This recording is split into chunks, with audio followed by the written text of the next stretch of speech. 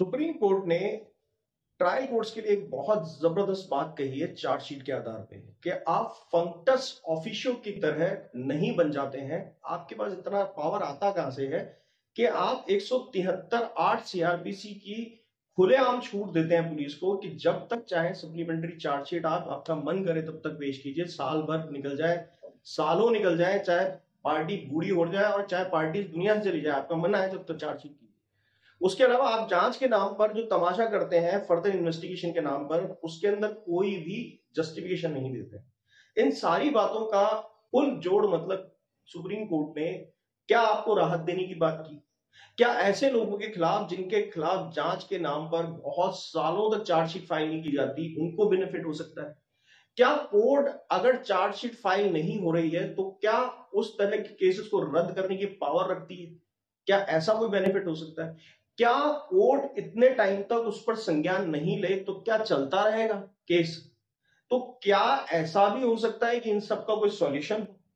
आज इसी वीडियो के थ्रू हम आपको इस तरह के बहुत सारे सॉल्यूशंस पर बात करने की कोशिश करेंगे। आपके बहुत सारे डाउट जो कई सालों से फंसे हुए हैं दिमाग के अंदर, वो सब यहां पर आपको समझाने की कोशिश करेंगे। झूठे केसेस में अक्सर इस तरह की हरकतें देखी जाती हैं पुलिस के थ्रू, और कोर्ट का भी, ट्रायल कोर्ट्स का भी इस तरह का सपोर्ट उन्हें मिलता है। पर दोस्तों, आपको इससे ज्यादा अवेयर अगर होना है तो आप हमारे क्यों ना कोर्स ज्वाइन करें। देखिए, कोर्सेज में क्या होता है कि हम आपको कुछ पर्सनल ट्रेनिंग्स देते हैं। पर्सनल ट्रेनिंग के अलावा ग्रुप ट्रेनिंग्स होती हैं, उसके अलावा वर्कशॉप्स होती हैं जिसमें आपको रूटीन जो एनवायरनमेंट होता है, रूटीन जो प्रोसीजर होता है, उन सब की बकायदा प्रैक्टिकल आपको प्रैक्टिस कराई जाती है। टेक्निकल चीजें जो है वो ट्रेनिंग के थ्रू आपको एनहांस की जाती है और ये वीकली होती है। सबसे अच्छी बात है, इसके अलावा बहुत सारे टूल्स के थ्रू आपको सपोर्ट किया जाता है, आपको पर्सनल असिस्टेंस दिया जाता है। आपका केस जैसे चलता है उस हिसाब से सिचुएशनल प्रोग्रामिंग आपको दी जाती है, जिनका बेनिफिट लेके आप अवेयर होकर अपने थ्रू या अपने वकील साहब के थ्रू अपने केसेस में ज्यादा तेजी से अवेकन होकर केसेस जीत सकते हैं। वैसे भी कहावत है कि कोर्ट में भी कहा जाता है कि एक अवेयर पार्टी जो है वो अपना केस जल्दी निकाल सकती है, एक लापरवाह पार्टी का केस हमेशा सालों चलता है। आपसे पहले जितने भी लोगों ने इन कोर्सेज को ज्वाइन किया उनको काफी फायदा हुआ है, वो काफी तेजी से अपने केसेस में रिजल्ट ला पा रहे हैं, कॉन्फिडेंट है, स्ट्रांग है, और आप उतना नहीं डरे हैं जितना आप लोग कई बार डरे रहते हैं सिर्फ इन झूठे केसेस के नाम पर।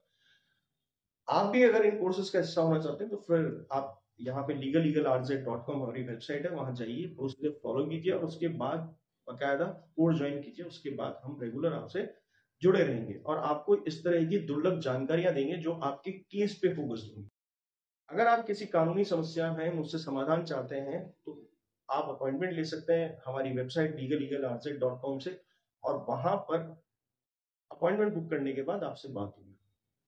अब मैं आता हूं आज के कंटेंट में। देखिए, सबसे जरूरी बात यह है कि फंक्टस ऑफिशियो की भूमिका में किसी भी हालत में कोई मजिस्ट्रेट कोर्ट नहीं आ सकता है, यानी कि कानून से ऊपर वह नहीं जा सकता, कानून से ज्यादा बड़ी डेफिनेशन वो खड़ी नहीं कर सकता कानून के खिलाफ। यानी कि कानून में जो लिखा है उसे तो अक्षरशः फॉलो किया जाएगा, पर उससे ज्यादा अगर आपने करने की कोशिश की तो आप खुद इस पूरे प्रोसीजर में एक बहुत गलत संज्ञान लेकर बैठे हैं, एक बहुत गलत कॉग्निजेंस लेके बैठे हैं। ये माननीय सुप्रीम कोर्ट ने बकायदा ट्रायल कोर्ट के लिए कहा, और उन्होंने कहा कि आपको जब पटल पर कोई सबूत नहीं दे पा रही पुलिस अपनी इन्वेस्टिगेशन में, पुलिस का काम है फिल्टर लगा के केस को देखना। यानी कि इन्वेस्टिगेशन का मतलब ये नहीं होता है कि जो सामने वाले ने कह दिया उसको मान लिया, दो पर्चे रंगे और ले जाके कोर्ट में लगा दिया और हो गया जी का ट्रायल शुरू।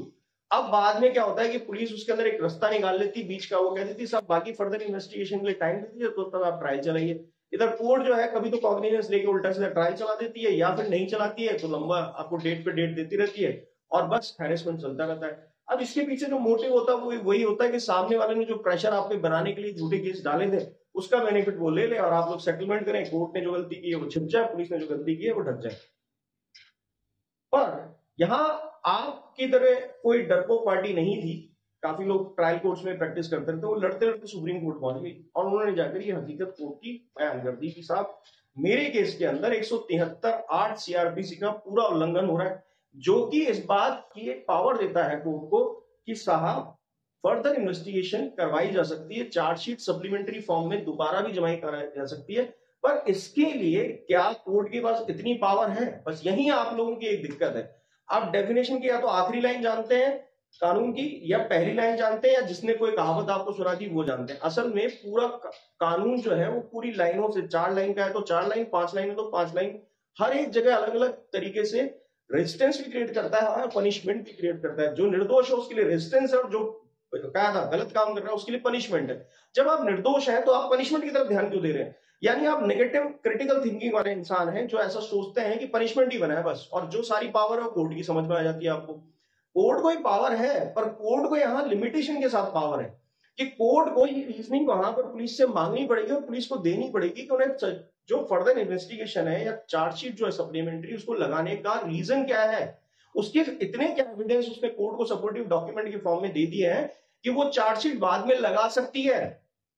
यानी उसका अधूरा काम जो चार्जशीट में रह गया था मेन चार्जशीट में, उसके लिए उसको एक सप्लीमेंट्री चार्जशीट लगाने का मौका दिया जाए, और फिर उसके बाद पार्टी को बुलाना, हैरेस करना, बार बार इन्वेस्टिगेशन में शामिल करना, और इतना हैरेस करना कि इनडायरेक्टली वही वो जो कराना चाहती है पुलिस वो करा ले। जिस आदमी ने ठेका दिया है झूठा केस लगाने का उसको बेनिफिट करा दे। तो यहां पर माननीय सुप्रीम कोर्ट ने अपना ऑब्जर्वेशन दिया, भैया इस तरह की प्रैक्टिस नहीं चलने देगी हिंदुस्तान में। आपको ये सब हरकतें रोकनी पड़ेंगी, तुरंत रोकनी पड़ेगी, इस आदमी को राहत देनी पड़ेगी, क्योंकि आपके पास पहले दिन से ही पुलिस ने इन्वेस्टिगेशन में बिना कोई फिल्टर लगाए, बिना कोई जांच किए, बिना कोई प्राथमिक जांच किए, बिना डिटेल इन्वेस्टिगेशन किए, सिर्फ हवाई जो सामने वाली पार्टी ने कह दिया उसी आधार पर ही सब कुछ कर दिया। मैं आपको इस तरह के केस को क्यों बता रहा हूं, क्योंकि मैटर तो कुछ और मैटर के ऊपर चल रहा था। देखिए झूठे केसेस जो होते हैं, खासतौर से बलात्कार के, रेप के झूठे केसेस में पुरुषों को फंसाया जाता है, जो कि महिलाओं से संबंधित केस होते हैं, चाहे वो आपका 498 हो, चाहे वो 377 हो, चाहे 376 हो, ऐसे कई केसेस में पुरुषों को फंसाया जाता है। अब अगर आप इस तरह के जजमेंट पे ध्यान देंगे तो आपको ये बेनिफिट मिलता है कि केस शुरू तो होना दूर की बात है, चलेगा ही नहीं।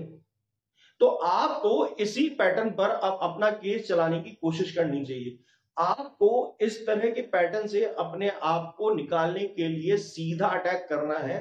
इन्वेस्टिगेशन ही गलत हुई है, और अगर इन्वेस्टिगेशन करके भी कॉग्निजेंस ले लिया गया तो काहे का कॉग्निजेंस, काहे का सम्मन, काहे का नोटिस, काहे का ट्रायल? ये केस चला क्यों रहे हो? केस खत्म कराना है। तो ये बेनिफिट आपको आपके झूठे केसेस के अंदर दिला सकता है। कोई भी इंसान इस वक्त कोई झूठा केस फेस कर रहा है तो उसके लिए बहुत अच्छा जजमेंट है। इस पर ध्यान दीजिएगा, इस पर डिटेल में जाके पढ़िएगा।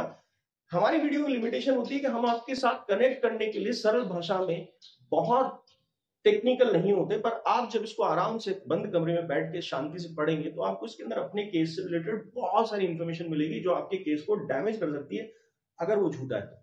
वीडियो अच्छा लगा लाइक करें, शेयर करें, सब्सक्राइब करें।